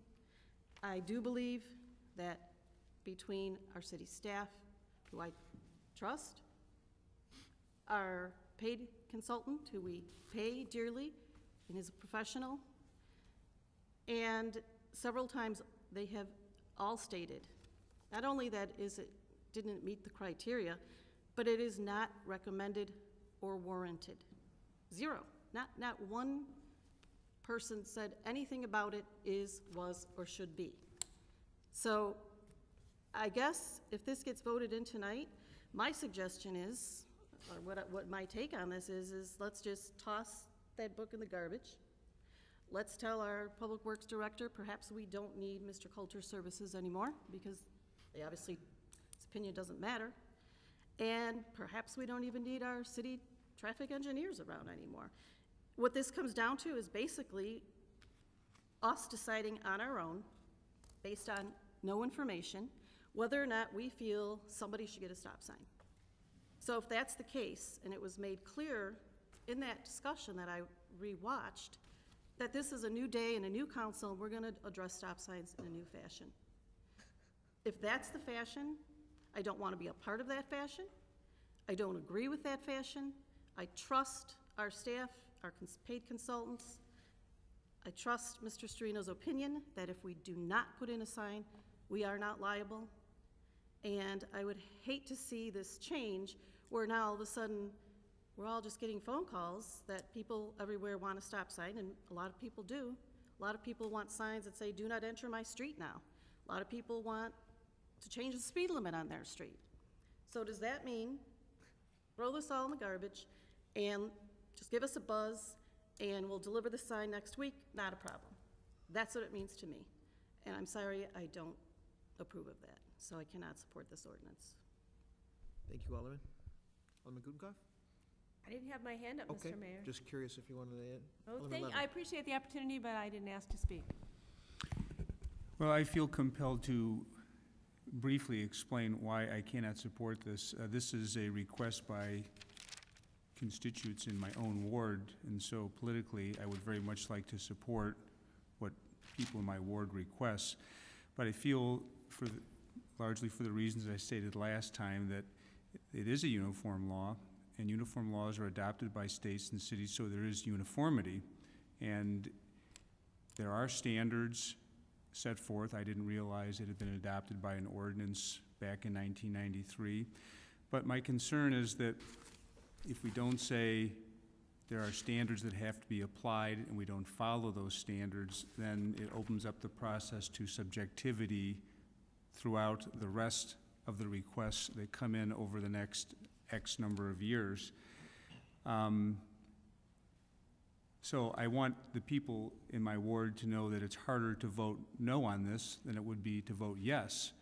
But when the next request comes down and someone says, push for me to get a stop sign on my corner, I don't know how I can say that, well, I said no over here, but I'm going to, or I said yes over here, so how am I going to say no to you now?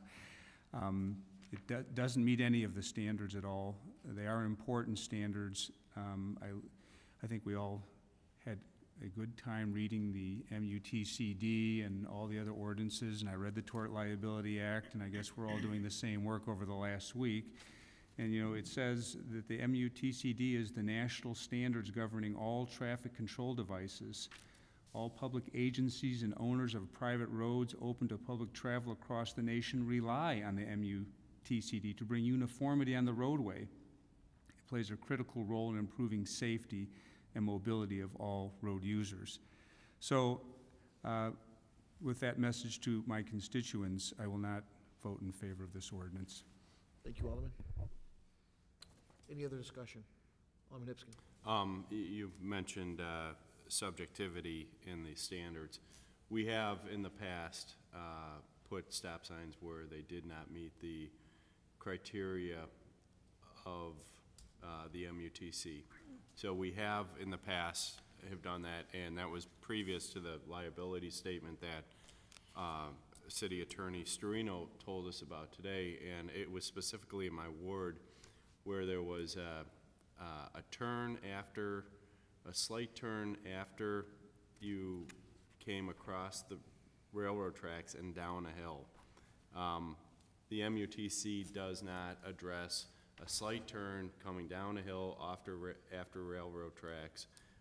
We did not meet the criteria for that, although we did put in a four-way stop sign, and it is, every time I stop there, either way, I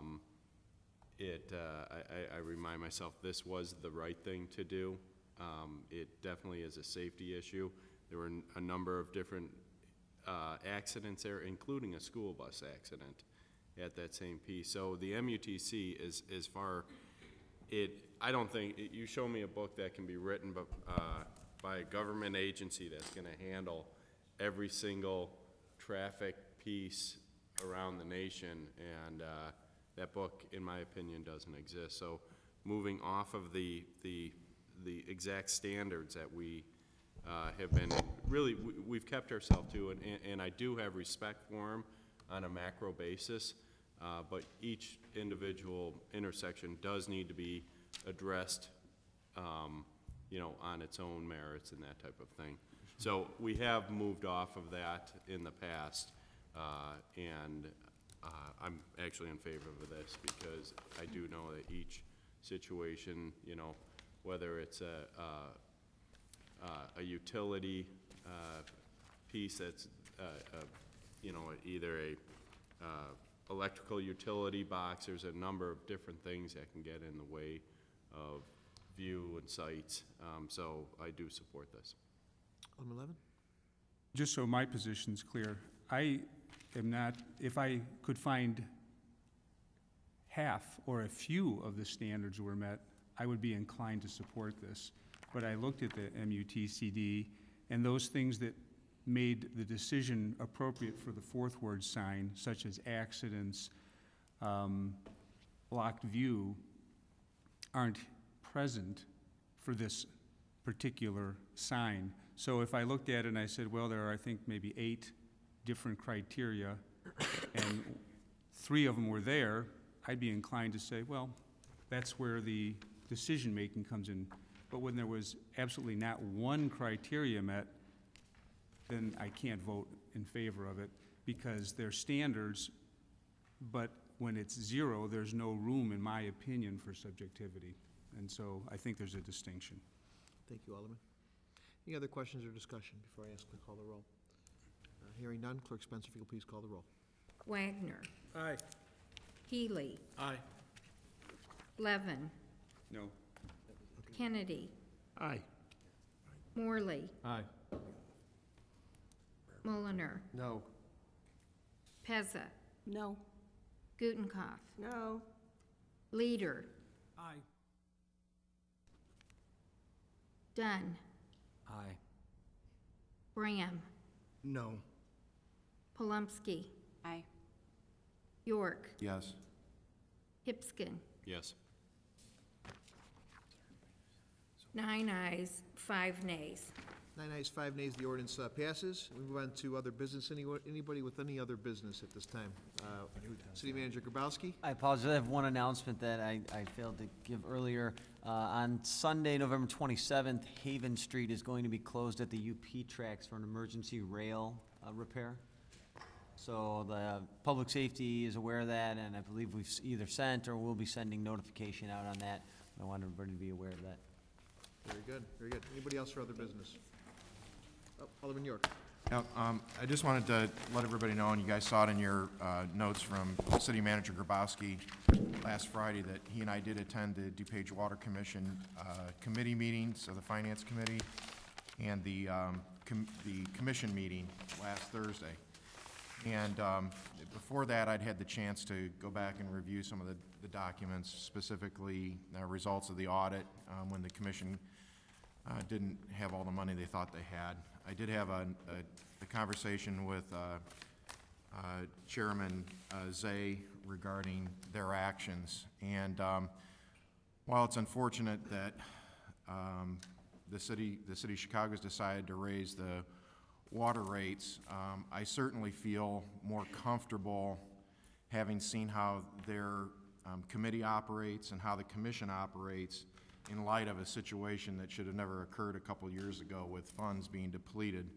You know, it's not an easy thing to say, but I support where the DuPage Water Commission is and the fact that they're attending to their business a lot more diligently and restoring their fund balances, just like it's an objective for the city to restore their fund balances. And I feel like that we have some good leadership over there right now, and it's just a function, unfortunately, of the city of Chicago doing what they did. There's still no clear indicators out there, but they have promised, the city of Chicago has promised that they're going to give reports to the commission, which will be distributed to all the people down the line on what the money is going to go for, the additional revenues that the city of Chicago is going to take in on this is going to be used for infrastructure improvements for the DuPage Water Commission, and they're supposed to be either quarterly or biannual reports. But as of the time we went to the meeting, there wasn't a lot of clarity as to there was nothing in writing to that effect. But we're hoping to see something soon. So looks like City Attorney Storino's got something to chime in with here too. No, so. I don't, Alderman, but we did monitor that, and you know, I will be prepared to talk about it at the committee. And I assume it'll be on the agenda, or talk to him. Well, I'll be able to address it at the committee meeting, okay, whether it's on the agenda or not. Very good. Alderman Hipskin, Mr. Chairman. So we spend every Monday night either here with you folks or in committee, but I would like to wish one of our aldermen a happy birthday tonight. Thank you. Alderman Kennedy? Yes. All right. Sing? Very enjoyable to be here. We'll skip the song, There'll though. be no place else than here. Yeah, we'll skip the song if you don't mind. Very good. Happy birthdays, happy Thanksgiving. Very good. Anybody else? Any other business? Hearing none, ask for a motion to adjourn. Alderman Morley with a motion, second by Alderman York. All in favor, say aye. Aye. Adjourn. Wow.